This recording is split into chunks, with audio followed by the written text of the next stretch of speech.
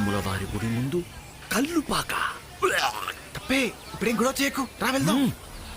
తప్పు చేయడం మాత్రమే తప్పు కాదు, తప్పు జరుగుతుంటే తప్పుకుపోవడం కూడా మహా తప్పు. ఇప్పుడేం చేయమంటావు?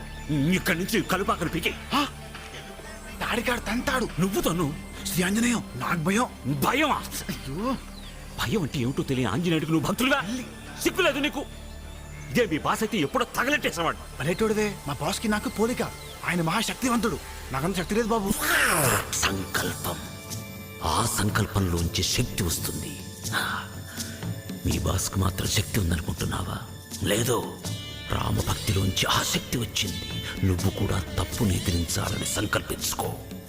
ఆ సంకల్పమే మహాశక్తిగా మారుతుంది. నీలో ఉన్న సర్వశక్తుల్ని నీ సంకల్పం మీద లగ్నం చెయ్యి. వాళ్ళ ప్రయత్నాల్ని భగ్నం చెయ్యి. చెడుని దగ్ధం చెయ్యి.